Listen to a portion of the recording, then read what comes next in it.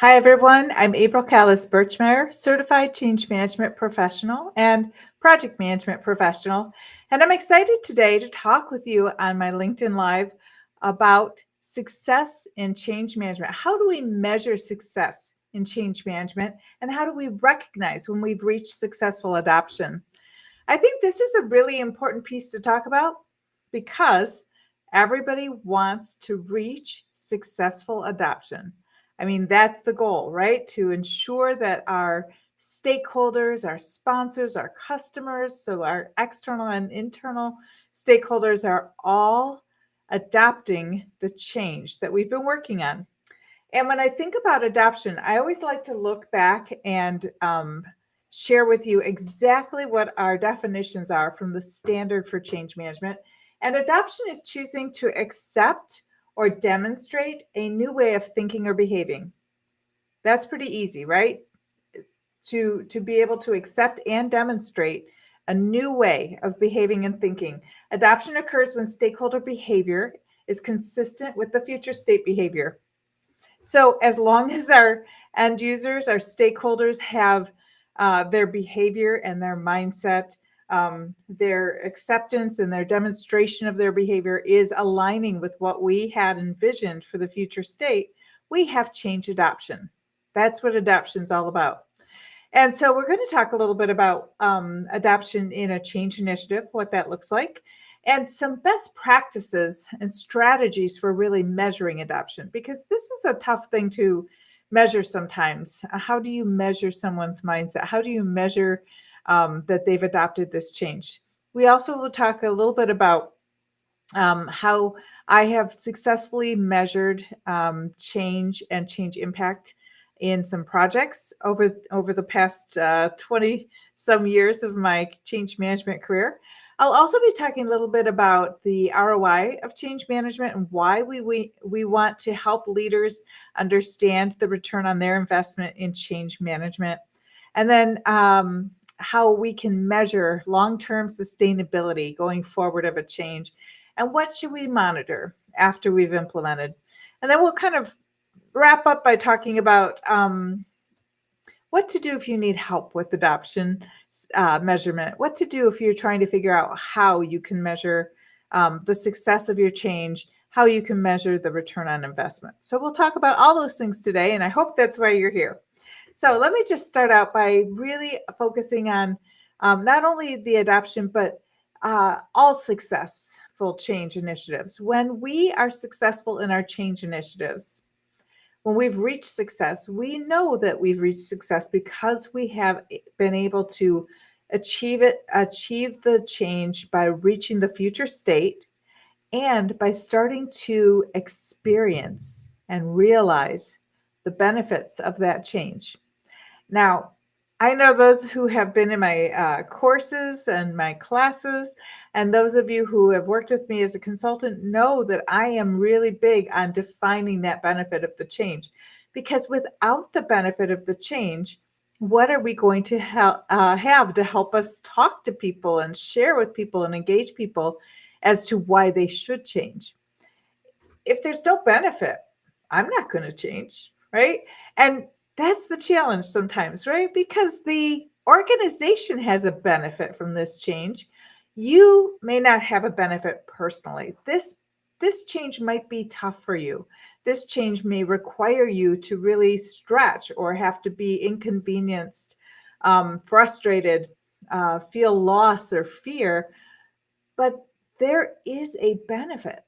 There is a benefit for the change. It doesn't have to be a benefit that can be applied equally, though. Sometimes there's a benefit to the organization that is greater to the benefit of the individual. Sometimes there's the benefit to the individual that might actually feel to them like a little bit better than the benefit to the organization. It really depends on that change, but knowing what that benefit is key. When we understand the benefit, we can talk about the benefit, we can share the benefit, we can measure whether we've reached that benefit. And that's what I wanted to focus on, that measurement piece. So if you think about it and you are helping an organization move through change, one of the very first pieces you have to figure out is what that future state of that change looks like.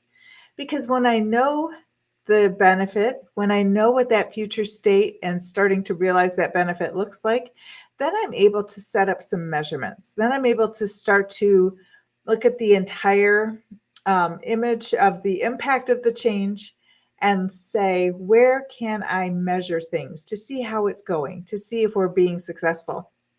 And in this case, when we're trying to measure, one of the things that I think is important to recognize is the use of surveys, the use of focus groups, and the important use of individual data collection, conversations. We have to use a broad approach. We cannot just rely on Survey Monkey surveys. We have to use many tools because people are tired of being surveyed. And people are also a little wary of focus groups where they have to share their thoughts. So I'm always looking for ways to make it safe for people to share information with me. I want to make it comfortable. I want to ensure that they have a um, sense that their data, their thoughts are being protected because I want to protect them. I don't want them to feel as though they're being judged or seen as maybe not yet achieving adoption, not yet being successful. I don't think that does anybody any good. So in terms of best practices and strategies for measuring adoption, I do really like focus groups. I like conversations. I do also like to ask questions uh, of others around the change. Sometimes that's really helpful. Instead of asking the stakeholder who's directly involved with the change, asking somebody who's adjacent to that stakeholder how it's going, how things are happening. And of course, I never would say no to a survey, but just recognize that they have limitations because the longer they are, the less people enjoy them, and sometimes they'll abandon mid-survey, which is not very helpful. So short, sweet, easy to answer questions. And then I think about, what am I trying to discover? And it depends. So there's a couple of different pieces for me.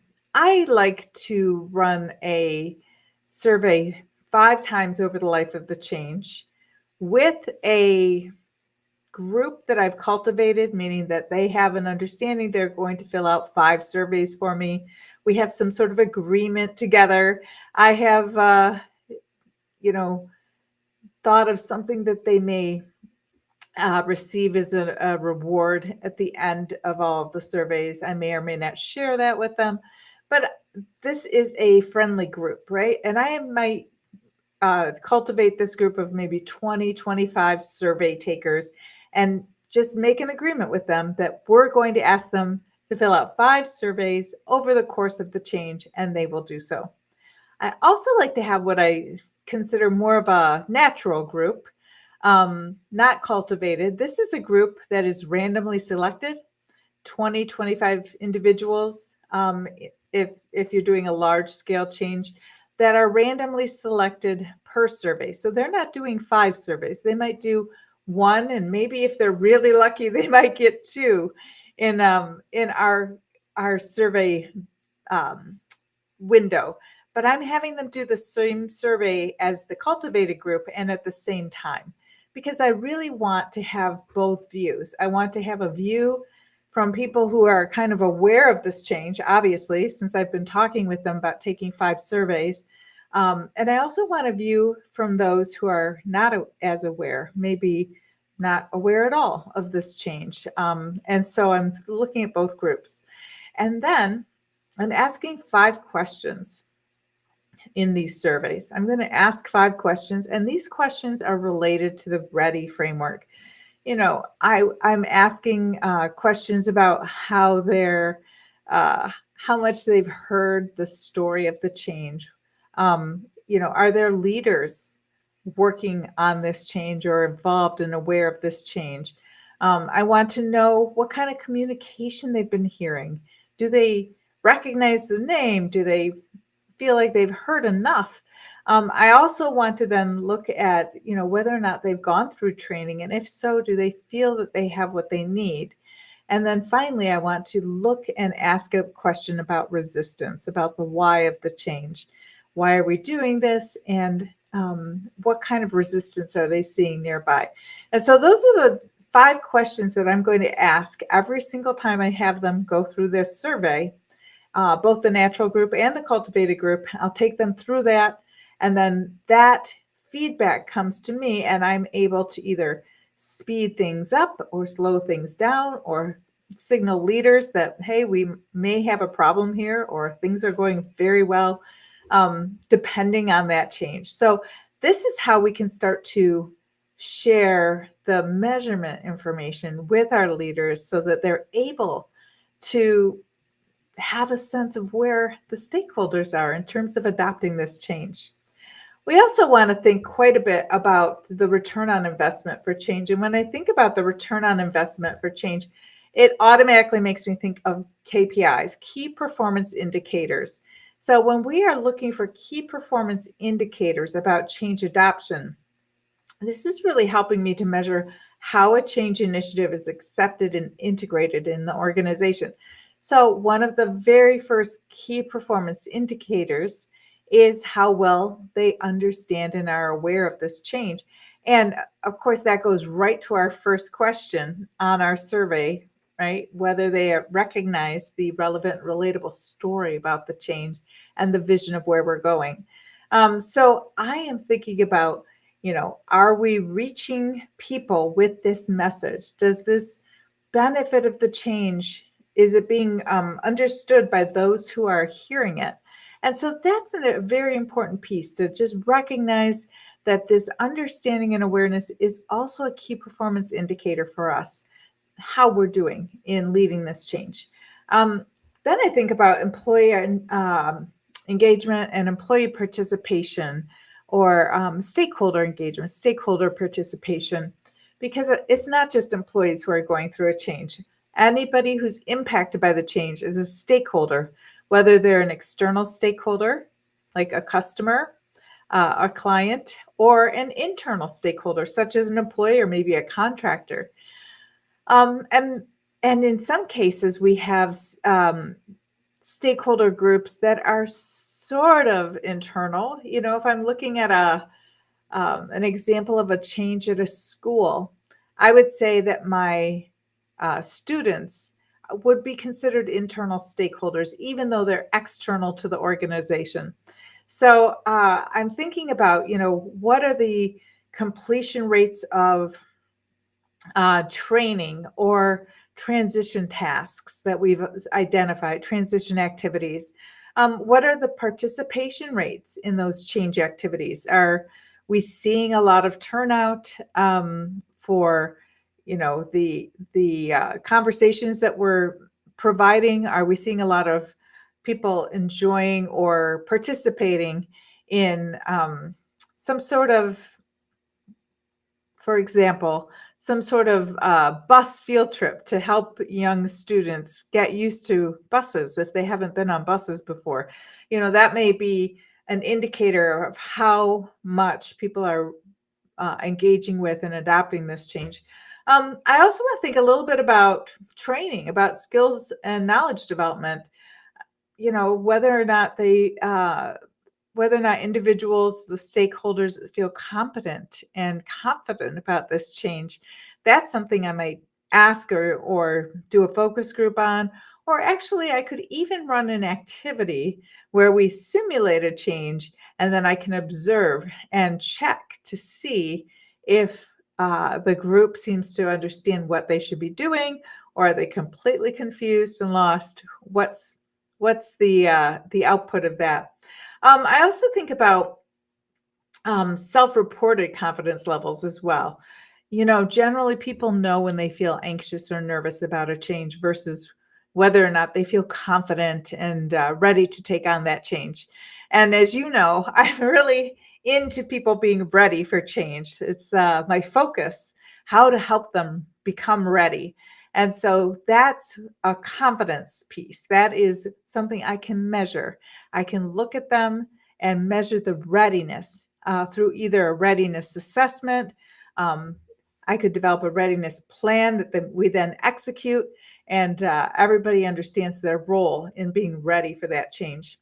I like to look at some adoption and usage rates in terms of the system. If I'm doing a system implementation, if I am implementing a new system and I find that 100% are logging in every day and using the system, I'd be amazed at first.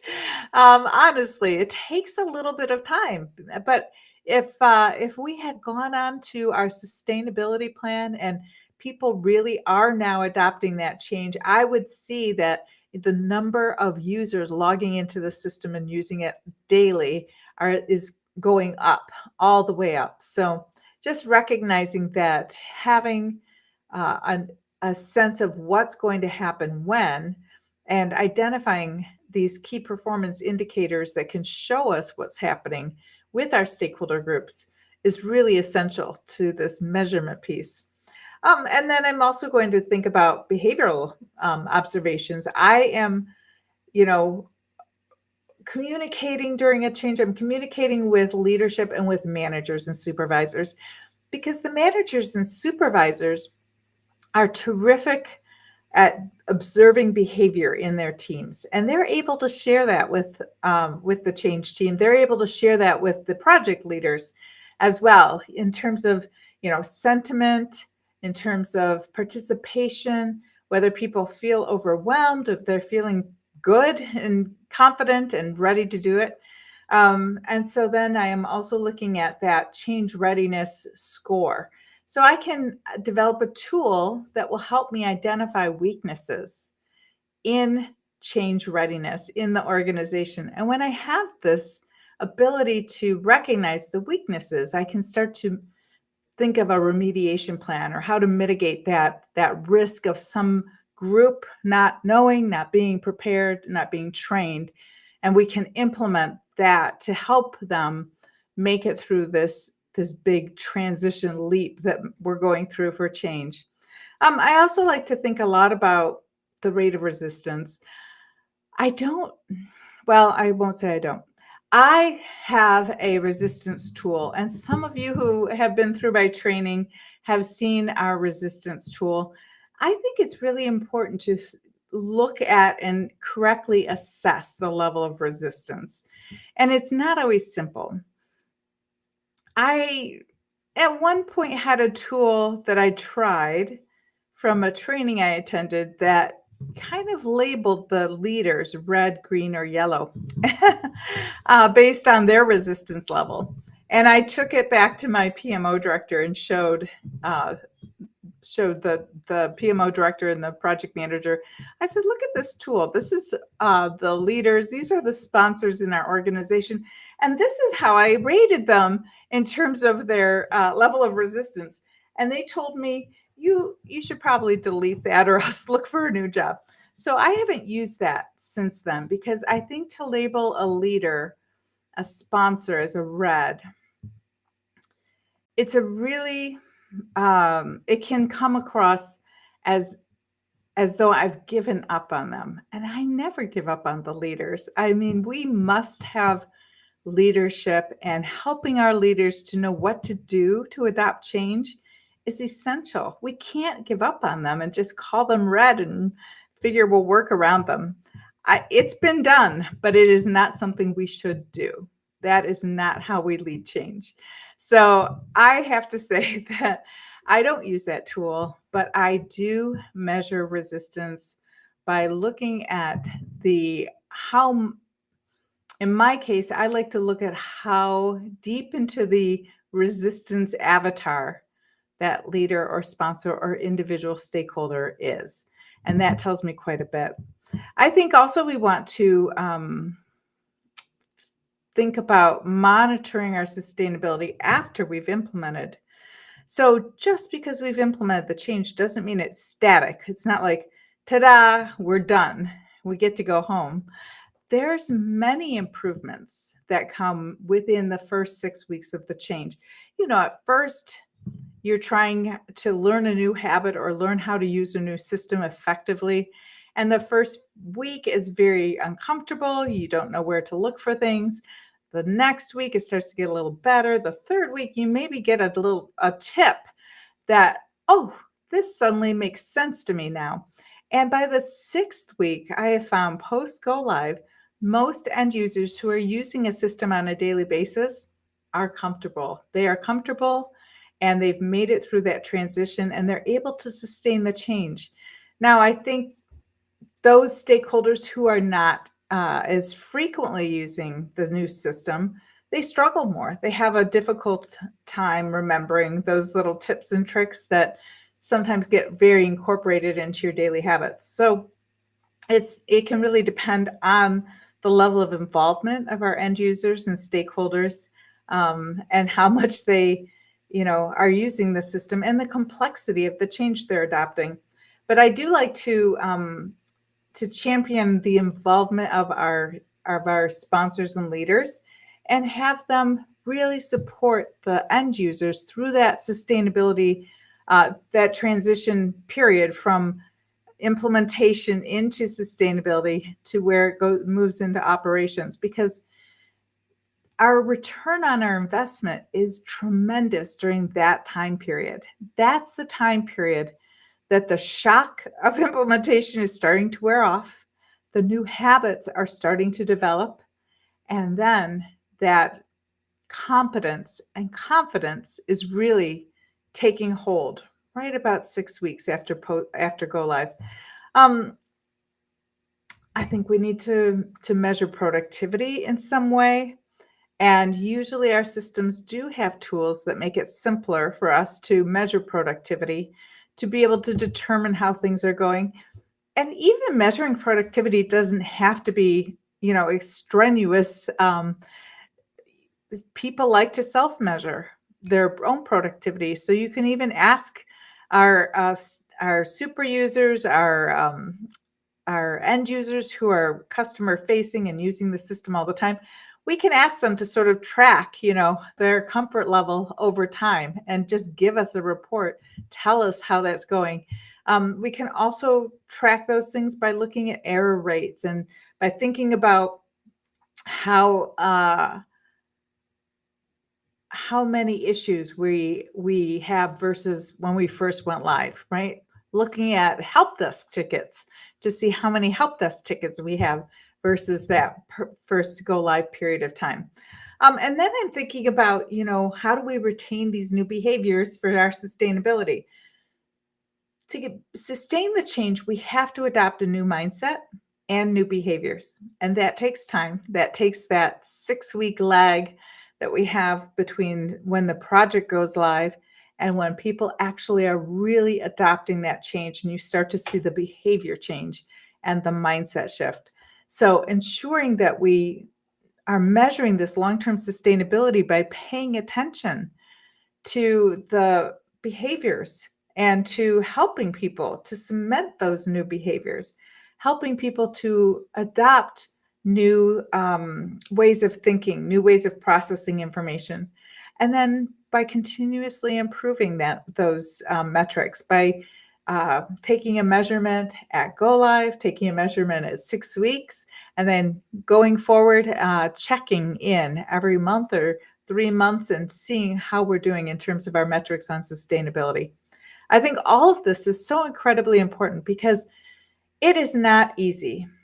It's not easy to go through a major change, and it's not inexpensive. It's a very expensive proposition.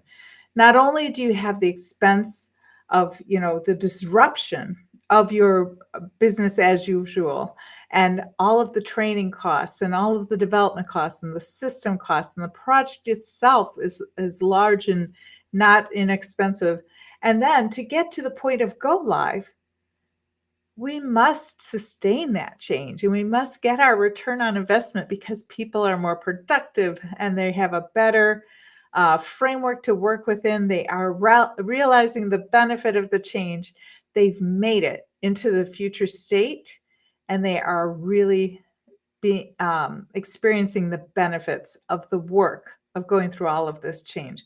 So I think that when we monitor these KPIs, we have a really balanced view of how things are going for us in terms of change. A few years ago, probably, maybe 8 or 9 years ago, I remember going to an ACMP conference. And I remember saying to people, like, how are you measuring change? How are we measuring things? Is there a standard way we can do it? And I have to say that while I really love the standardization of the READY framework, the relevant, relatable story of change, engaging leaders, advanced communication and advocacy, and develop and support our end users and stakeholders, and the why that helps us reduce resistance. Even though I love the READY framework and the simplicity and standardization of it, I feel that measurement is one of those areas that we choose how to standardize, we choose how to measure.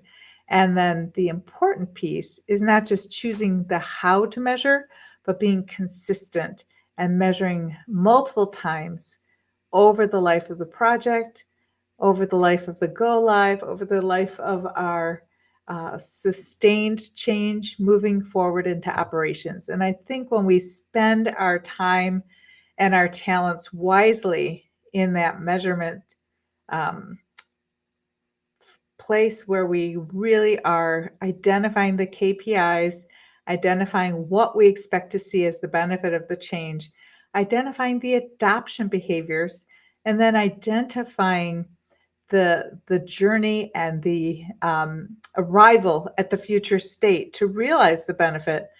I think when we do those things, we are ready for change. We really are ready. And we're moving forward and we're helping our leaders to justify the expense and the effort because we have now reached a future state that is so much better than where we were. So that's what I wanted to share with you today on LinkedIn Live. If you'd like to learn more about measuring change, about change adoption, and about leading change successfully, please join me in our cohort. We have 2025 cohorts. The first one begins on February 25th, and our Ready, Set, Change training, accelerated training, and exam prep is the place for you if you'd love to learn more. I'd love to get to know you. So thanks for joining me, and I'll see you next time.